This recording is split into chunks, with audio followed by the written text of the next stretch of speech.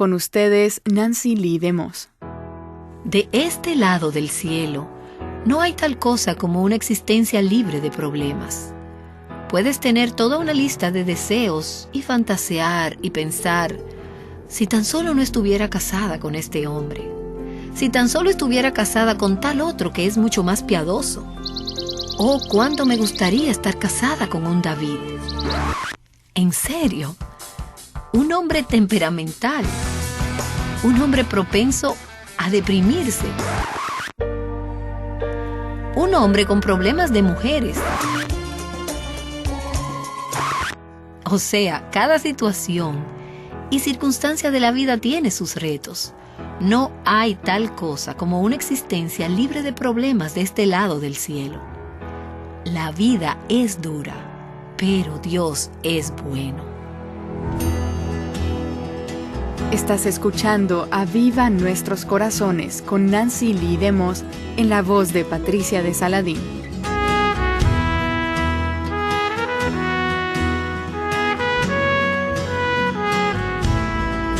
Tantas mujeres dejan a sus maridos para ir tras otro, solo para descubrir que la nueva situación es peor que la primera. Lo que piensan que será como el final feliz de un cuento de hadas las lleva a una crisis peor. Con ustedes, Nancy, quien nos dará luz en esta parte de la serie titulada ¿Cómo vivir con los insensatos en tu vida? Este es un pasaje poderoso y he sido tan desafiada por la vida de Abigail. Esta mujer estaba enfrentando una situación muy difícil, casada con un hombre cuyo nombre, Nabal, significa necio, insensato, y que vivió el significado de su nombre. Y hemos titulado esta serie ¿Cómo vivir con los insensatos en tu vida? Ese necio puede ser un esposo, puede ser un compañero de trabajo, puede ser un hijo o una hija que se está resistiendo a Dios. Puede ser un familiar o uno de tus padres o un vecino, alguien de tu iglesia. Piensa en quién es esa persona y encuentra en Abigail una buena enseñanza. No todas las respuestas que necesitas están en este pasaje, pero sí podrás encontrar gran sabiduría sobre cómo tratar con los necios en tu vida.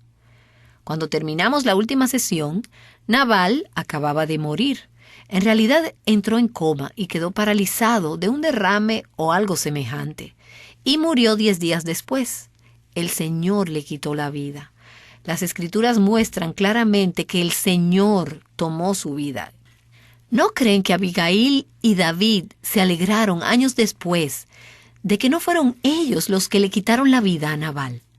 De hecho, David fue tentado e inclusive intentó hacerlo. No sabemos si Abigail alguna vez se sintió tentada, pero tenemos que saber que esta fue una situación difícil que ella enfrentó en esos años. Vayamos ahora al último capítulo de la historia, que termina un poco mejor de donde terminamos en la última sesión, empezando en el versículo 39 de 1 de Samuel 25. Cuando David supo que Nabal había muerto, dijo: «Bendito sea el Señor, que ha defendido la causa de mi afrenta de manos de Nabal, y ha preservado a su siervo del mal. El Señor también ha devuelto la maldad de Nabal sobre su propia cabeza». David podía dormir en paz, aunque estuviera en el desierto con piedras como almohada. Él podía dormir en paz porque sabía que Dios había sido quien le puso término a esta situación. No tomes las cosas en tus propias manos. David había aprendido a dejar que fuera el Señor quien tomara venganza de los insultos que había recibido. Cuando los insultos lleguen, no los absorbas, no tomes represalias, no hagas como Nabal. David iba a necesitar esta lección cuando se enfrentara al próximo Nabal de su vida, el rey Saúl, que ocurre en el siguiente capítulo. Saúl ha estado rondando y ha estado teniendo rivalidad con David. Pero en el capítulo siguiente, David nuevamente tendrá la oportunidad de quitarle la vida a Saúl. Y pienso que David aprendió algo de esta experiencia. No te vengues. Deja que Dios se vengue del mal. Dios lo hará en su tiempo y a su manera. Con Nabal ocurrió bastante rápido.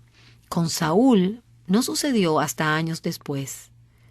Con el Nabal de tu vida puede que Dios no vengue el mal rápidamente. Puede que Dios no vengue la maldad hecha contra ti mientras vivas, pero Dios vengará la maldad. No te pongas a orar en casa diciendo, oh Dios, toma venganza de mi Nabal, porque te conviertes en un Nabal cuando oras así. Te conviertes en una persona necia e insensata, y Dios tendrá que tomar venganza de ti por ser vengativa. Revístete del corazón misericordioso de Dios, quien, como escuchamos en la última sesión, es sufrido. Él anhela que todos nos arrepintamos y que nadie perezca.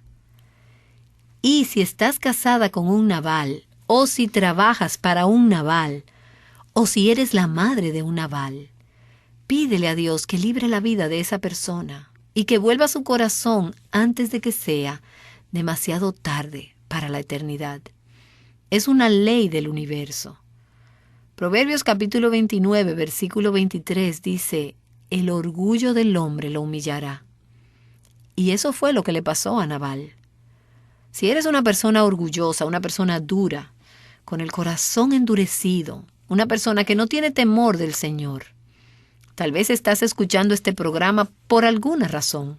Tal vez ni siquiera sepas por qué en el día de hoy, pero estás escuchando y eres una persona orgullosa. Puedo asegurarte que tu orgullo te humillará, te destrozará, te autodestruirás. No importa hasta qué punto.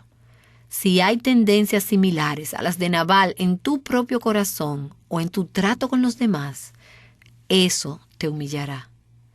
Pero Proverbios capítulo 29, versículo 23, continúa diciendo, el de espíritu humilde obtendrá honores.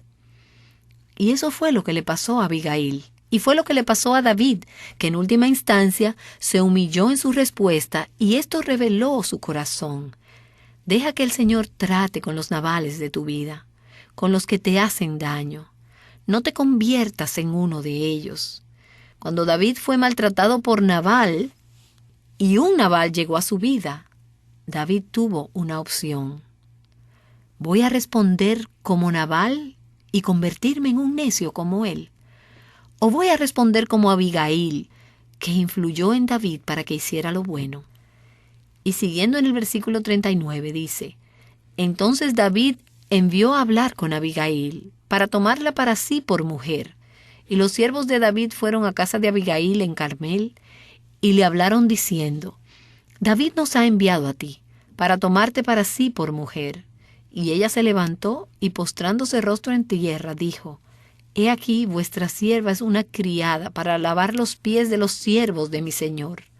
Abigail se levantó apresuradamente, montó en un asno, y con sus 5 doncellas que la atendían siguió a los mensajeros de David, y fue su mujer. Inclusive en esta respuesta de Abigail, ¿no ves humildad? ¿Ves un corazón humilde? No soy digna de esto, no merezco ser la esposa del hombre que será rey, la esposa de un hombre que tiene un corazón para Dios. Abigail conocía las promesas de Dios para David. No sabemos si Dios se las había mostrado de forma divina o si había escuchado las historias de cuando David fue ungido para ser rey. Pero sabía quién era este hombre y no se veía a sí misma como digna o merecedora de ser su esposa. Ella dijo, vuestra sierva es una criada para lavar los pies de los siervos de mi señor. Un corazón humilde. Abigail termina casándose con este hombre, a quien ella había influenciado a través de su discernimiento y de su discreción. Su discernimiento, su discreción, su sabiduría lo habían hecho un mejor hombre. Lo habían guardado de pecar en un momento de debilidad, en un momento de ira, que no se correspondía a cómo él usualmente respondía. Su forma razonada de abordarlo, su espíritu al abordarlo, lo rescataron, lo guardaron y lo protegieron de hacer lo que él tenía la intención de hacer. Ese es el hombre con quien ella termina casándose. El hombre en cuya vida ella invirtió. Y suena como un final de cuento de hadas. ¿No es así? Y todos vivieron felices para siempre. Pero recuerden, no sea que se vayan a encontrar fantaseando con una situación así, o sea, de escapar de su vida junto a Nabal y terminar en una situación que sea todo color de rosa. Recuerden que aún después de casarse con David, la vida de Abigail no fue un lecho de rosas. Entre otras cosas, David tenía varias esposas. Lo vemos en el versículo 45. En este punto, ella se convierte en una de 3 esposas. Y luego, durante años, no sabemos cuántos, ella tuvo que deambular como fugitiva en el desierto con él y su banda de 600 hombres. El punto vino años más tarde cuando su esposo, en otra situación de pasión desenfrenada, terminó teniendo un amorío con Betsabé. El sufrimiento todavía no había terminado en la vida de esta mujer. Y solo quisiera decir que no importa en qué etapa o estación de tu vida estés, la vida es dura. La vida es dura. No existe tal cosa como una vida sin problemas de este lado del cielo. Puede que tengas toda una lista de deseos y fantasees y pienses, si tan solo no estuviera casada con este hombre, si tan solo estuviera casada con tal otro que es mucho más piadoso. Oh, cuánto me gustaría estar casada con un David. En serio, un hombre temperamental, propenso a deprimirse, con problemas de mujeres. O sea, cada situación y circunstancia de la vida tiene sus retos. No existe tal cosa como una vida sin problemas de este lado del cielo. La vida es dura, pero Dios es bueno. Y Dios está santificando y redimiendo la creación caída, que nos incluye a ti y a mí. Tu vida va a tener un final de cuento de hadas si eres una hija de Dios. Los justos vivirán felices para siempre. Pero eso no es aquí ni es ahora. Por eso es que tienes que mirar a largo plazo, que realmente no es tan largo cuando lo ves a la luz de la eternidad. Si te encuentras todavía viviendo, trabajando, luchando con un Nabal en tu vida, no pierdas las esperanzas, no te des por vencida, aférrate a las promesas de Dios, mira hacia adelante, mira hacia el final de la historia y ten por cierto que en su forma y en su tiempo Dios vengará toda maldad y a los malvados. Y Dios te bendecirá y te recompensará si has encontrado tu refugio en Él. Mientras tanto, hasta que llegues a la parte de vivir feliz para siempre, ¿qué haces? Esperas en el Señor. Aprendes sabiduría. En ocasiones, soportas las penas y el sufrimiento. Y de nuevo quiero aclarar que no estoy diciendo que si estás en una situación físicamente abusiva, digas, oh, estoy supuesta a soportar esto. Cuando la ley está siendo quebrantada, debes involucrar a las autoridades ordenadas por Dios para que te ayuden.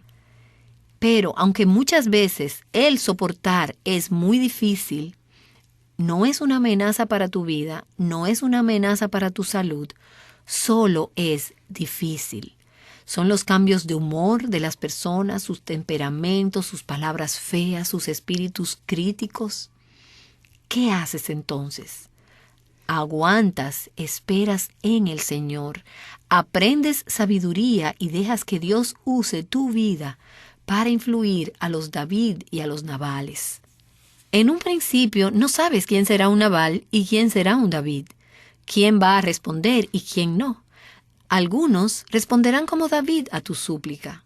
Dios tenía un plan para la vida de David, y Abigail era parte de ese plan, y ejerció el papel de una mujer sabia y piadosa en las vidas de ambos hombres.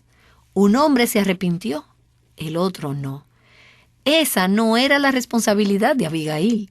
Su responsabilidad solo era ser la mujer que Dios quería que ella fuera en las vidas de ambos hombres. Y mientras hablamos de una contrarrevolución de mujeres piadosas, sabias y bíblicas en nuestro tiempo, estamos hablando de mujeres que responden, piensan, confían y actúan como Abigail. Estas son mujeres con un espíritu manso y humilde, con una sabiduría apacible y confianza en Dios, quienes básicamente cambiarán este mundo.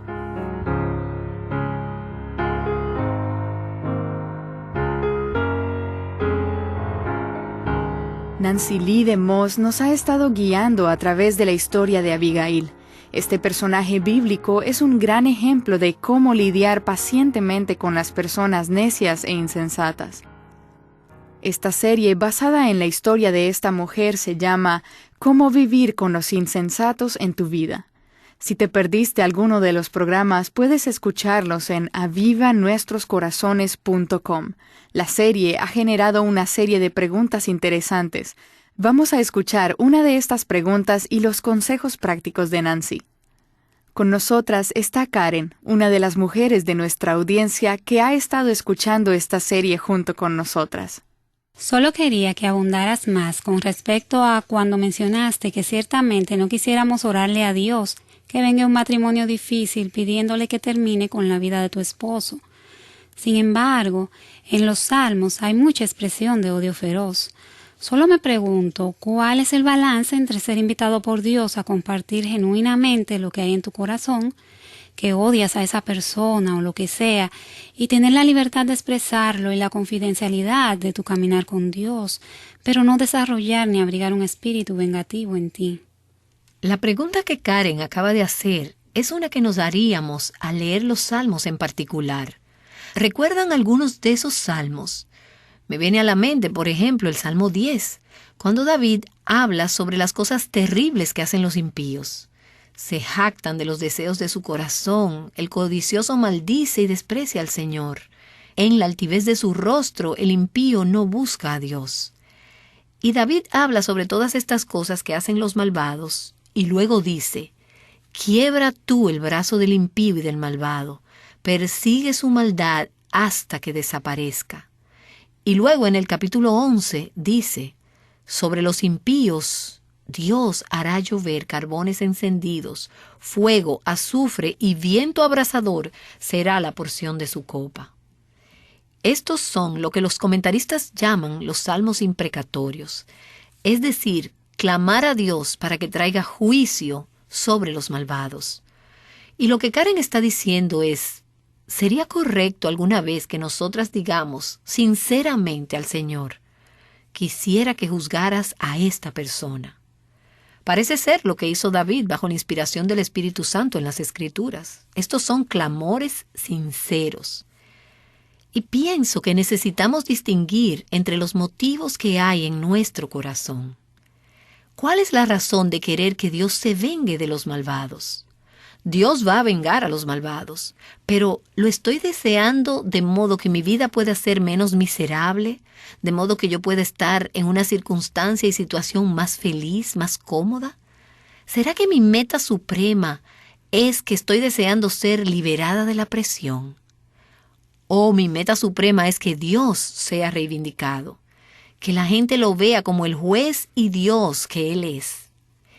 En estos días de actividad terrorista, me he estado preguntando, por ejemplo, ¿cómo se ora por estos terroristas? Parte de mí dice, bueno, si estás siendo espiritual, debes orar para que Dios los salve y que Dios los lleve al arrepentimiento. Pienso que así es el corazón de Dios. Es lo que Él anhela y es correcto orar por eso. Pero pienso que también llega un momento cuando oras, Señor, muestra que eres Dios y castiga a los malvados por tu gloria, para que la gente sepa que no eres un Dios con el que se puede jugar. Si los terroristas siempre ganan, entonces el mundo podría decir, ¿quién es Dios? Podrían agitar sus puños frente al rostro de Dios, como hacen tantos terroristas, y decir, no creemos en ti, no nos importas, no significas nada, no juzgas la maldad. Si tu corazón ama la gloria de Dios y anhela que Dios sea reivindicado en la vida de tu esposo o de un terrorista mundial, de un niño o de alguien que está siendo un naval, que está siendo necio o insensato, pienso que es correcto decir, Señor, glorifícate. Y si eso significa ejercer juicio sobre los pecadores que no se van a arrepentir, entonces, Señor, quiero que lo hagas. Y tan pronto haces ese tipo de oración, más te vale que empieces a escudriñar tu propio corazón. Porque si no nos hemos arrepentido de áreas de pecado en nuestras vidas, es como si estuviéramos diciendo, Señor, júzgame. Y no queremos la justicia de Dios, queremos la misericordia de Dios. Necesitamos la misericordia de Dios. No deseas el juicio de Dios sobre nadie. Pero en el libro de Apocalipsis leemos: justos son tus juicios, Señor, verdaderos y justos son. Hay algo con relación a nuestros corazones que si amamos la gloria de Dios y su santidad, deberíamos decir: Señor, no queremos que nadie sea juzgado. Pero si los pecadores no van a arrepentirse, te honramos como un Dios de justicia que juzga como corresponde. Es decir, amamos en ese sentido el juicio de Dios porque amamos a Dios y amamos su santidad y queremos que Dios sea glorificado en las vidas de aquellos que obran en su contra. Y a veces eso sucede a través del juicio. De modo que si estás orando por juicio, asegúrate de escudriñar tu propio corazón y que no le estés pidiendo a Dios que juzgue a otra persona por algo por lo cual tú mereces ser juzgada. Ora muy cuidadosamente, con un corazón y una mirada hacia la gloria de Dios. Señor, deseo que tu reino impere en este mundo. Por lo tanto, te pido que todos los que no estén doblando sus rodillas ante ti, sean traídos al arrepentimiento y a doblar sus rodillas ante ti, porque si no, ellos experimentarán tu ira. Y otra cosa, cuando oras por el juicio de Dios, puede ser que el juicio sea correctivo. Puede que las consecuencias del pecado de ese Nabal no sean la muerte, sino otras consecuencias que Dios usará para llevar a esa persona al arrepentimiento. La corrección de Dios en nuestras vidas nos guía al arrepentimiento. El sufrimiento puede llevarnos al arrepentimiento si nuestro sufrimiento es a causa del pecado. De modo que algunas veces estarás orando por el juicio correctivo de Dios en la vida de alguien. Pedir por un juicio final de proporciones cataclísmicas, que es lo que le sucedió a Nabal, es algo, creo yo, que generalmente no estamos en la posición de hacer. Ciertamente, a largo plazo, oramos: Señor, defiende la rectitud y vence a los que hacen el mal. Pero Dios sabe cuándo y cómo y en qué forma Él recibirá la mayor gloria. El corazón es la clave del asunto aquí. Sí, podemos ser sinceras con Dios. Y a propósito, si realmente sientes odio en tu corazón hacia tu esposo o hacia ese Nabal en tu vida, sé sincera con Dios, pero no justifiques tu odio. Cuando eres honesta, lo que estás haciendo en ese caso es confesar como pecado la actitud equivocada de tu corazón hacia esa persona. De modo que sí, dile a Dios dónde estás, pero díselo con un corazón arrepentido. Señor, hay una raíz de amargura en mi corazón. Tengo resentimiento contra esta persona. He deseado que le quites la vida. Dios, eso muestra orgullo de mi parte y está mal. No soy Dios. Estoy usurpando tu lugar. No tengo el derecho de tomar la venganza en mis propias manos o desear venganza hacia esa persona. Tú sabes lo que está bien. Tú eres el Dios justo. Dame un corazón compasivo, tierno y amoroso, que anhele que esa persona esté bien contigo. A veces me pregunto cuántos Nabales, sean estos esposos, jefes, amigos, exparejas, ¿cuántos esposos? Y voy a usar este ejemplo. Dios cambiaría y ablandaría y atraería hacia sí mismo si hubiera una esposa o una persona en la vida de ese Nabal que realmente se convirtiera en una intercesora para la gloria de Dios y por amor a Dios. Y que sienta que es más importante que Dios sea glorificado, que a veces si alguien te ha herido de verdad, no quieres que esa persona se arrepienta. No quieres que esa persona esté bien con Dios. O sea, a decir verdad, quieres verla sufrir porque ella te ha hecho sufrir. Y ahí es donde tenemos que ser sinceras respecto a nuestros propios corazones y decir: Señor, realmente no he querido que esta persona se arrepienta. Solo he querido que se las vea contigo. Y me doy cuenta de que esta es una actitud equivocada. Tu misericordia ha triunfado sobre el juicio en mi vida. Y quiero que tu misericordia triunfe sobre el juicio en la vida de esa persona. Quiero que esa persona te traiga gloria. Por eso es que cuando ores por tus hijos o por tu pareja o por quien quiera que sea que no esté siguiendo a Cristo, tienes que pedirle a Dios que te muestre primero tu propio corazón. ¿Cuál es la motivación de tu corazón? ¿Estás solo deseando ser liberada y aliviada del dolor? En cuyo caso has hecho de esa persona un ídolo en tu vida. ¿O estás deseando que Dios sea adorado? Dios merece ser glorificado por ese hijo rebelde o por ese esposo o excompañero, quien quiera que sea. Dios merece ser glorificado por esa persona. De modo que dices, Señor, quiero que recibas la honra. Quiero que seas glorificado. Lo que sea que haga falta en la vida de esa persona, estoy dispuesta a alejarme, a mantenerme al margen, a no tratar de rescatar a esa persona de tus tratos en y con su vida, sino a dejar que tú hagas lo que haga falta. Ahora, muchas de ustedes son madres, y esa es una oración difícil de hacer y de decirla en serio. Pero si amas la gloria de Dios más que tu propia carne y sangre, probablemente llegarás a un punto en que así es como tienes que orar.